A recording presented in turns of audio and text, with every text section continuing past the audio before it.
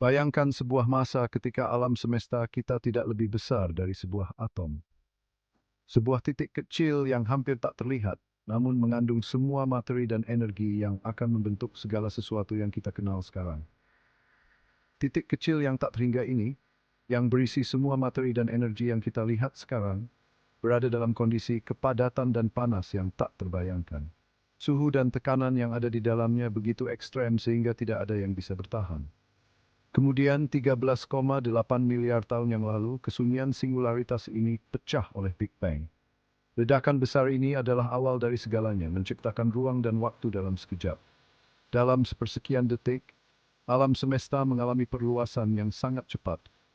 Proses ini dikenal sebagai inflasi kosmik, di mana alam semesta mengembang lebih cepat dari kecepatan cahaya.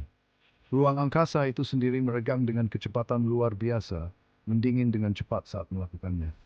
Ketika alam semesta mengembang, energi yang terkandung di dalamnya mulai menyebar, menyebabkan suhu turun drastis. Energi yang dulunya terbatas pada titik kecil yang tak terhingga, mulai berubah menjadi materi. Proses ini dikenal sebagai nukleosintesis, di mana partikel-partikel dasar mulai terbentuk dari energi murni. Ini menandai lahirnya partikel-partikel fundamental yang membentuk segala sesuatu yang kita lihat di sekitar kita. Quark, lepton, dan boson mulai muncul, membentuk dasar dari semua materi. Seiring dengan terus meluasnya dan mendinginnya alam semesta, partikel-partikel fundamental ini, quark, lepton, dan boson, mulai bergabung. Mereka membentuk proton dan neutron pertama, blok bangunan inti atom. Proton dan neutron ini kemudian bergabung untuk membentuk inti atom pertama. Ini adalah langkah penting dalam evolusi alam semesta, karena tanpa inti atom, tidak akan ada atom, dan tanpa atom, tidak akan ada materi yang kita kenal. Era ini, yang dikenal sebagai era partikel, hanya berlangsung beberapa menit. Namun, dalam waktu yang singkat ini, dasar-dasar dari semua materi yang ada di alam semesta telah diletakkan. Tapi itu mengatur panggung untuk pembentukan atom pertama. Atom-atom ini adalah blok bangunan dari semua benda yang kita lihat di sekitar kita, dari bintang dan planet hingga kehidupan itu sendiri. Sekitar 380.000 tahun setelah Big Bang, alam semesta telah cukup dingin bagi elektron untuk ditangkap oleh inti atom. Proses ini dikenal sebagai rekombinasi, di mana elektron bergabung dengan proton dan neutron untuk membentuk atom.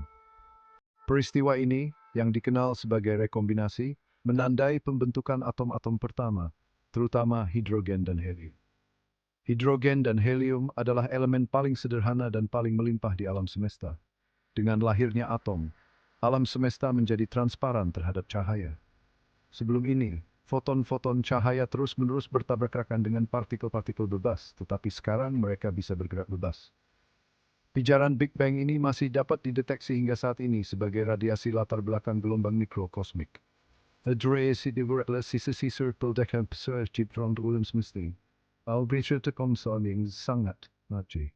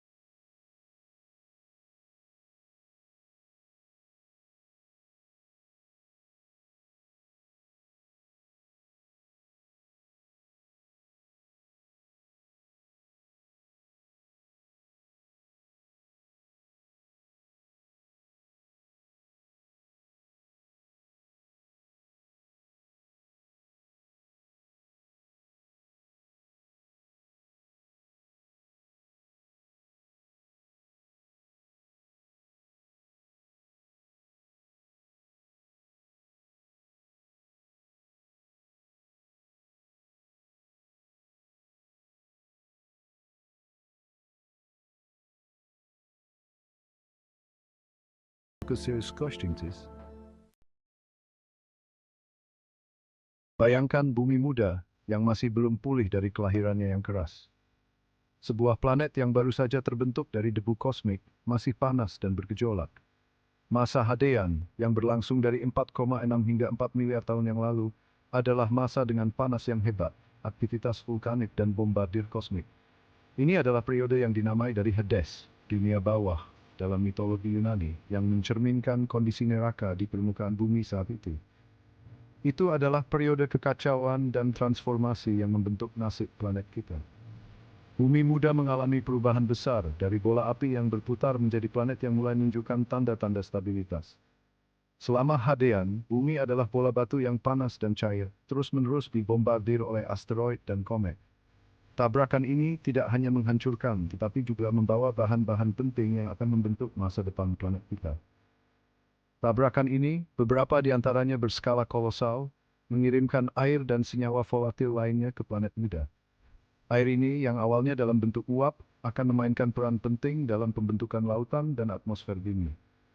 Energi yang dilepaskan oleh tumbukan ini membuat permukaan bumi tetap dalam keadaan cair. Setiap tumbukan besar menghasilkan panas yang cukup untuk mencairkan batuan, menciptakan lautan magma yang luas. Saat bumi mendingin, kerak tipis mulai terbentuk di permukaannya. Kerak ini adalah langkah pertama menuju pembentukan daratan yang stabil. Tetapi kerak awal ini terus-menerus didaur ulang kembali ke mantel oleh aktivitas geologis yang intens. Proses ini yang dikenal sebagai subduksi adalah bagian dari siklus geologi yang akan terus berlanjut hingga hari ini. Gunung berapi meletus, memuntahkan lahar dan gas ke atmosfer. Aktivitas vulkanik ini tidak hanya membentuk permukaan bumi, tetapi juga mempengaruhi komposisi atmosfer. Gas-gas ini, termasuk uap air, karbon dioksida, dan nitrogen, membentuk atmosfer pertama bumi, campuran yang beracun dan tidak ramah. Atmosfer ini sangat berbeda dari yang kita hirup hari ini, penuh dengan gas yang akan beracun bagi kehidupan modern. Terlepas dari kondisi yang keras, panggung sedang disiapkan untuk kemunculan kehidupan. Proses kimia yang kompleks mulai terjadi, mempersiapkan bahan-bahan dasar untuk kehidupan. Uap air yang dilepaskan oleh pelepasan gas vulkanik mulai menumpuk di atmosfer. Uap ini bersama dengan gas-gas lainnya mulai membentuk awan tebal yang menutupi planet. Saat bumi terus mendingin, uap air ini mengembun, membentuk lautan pertama. Lautan ini adalah tempat di mana kehidupan pertama kali akan muncul, meskipun dalam kondisi yang sangat berbeda dari lautan kita saat ini. Lautan awal ini, meskipun asam dan panas, menyediakan bahan penting untuk kehidupan seperti yang kita kenal.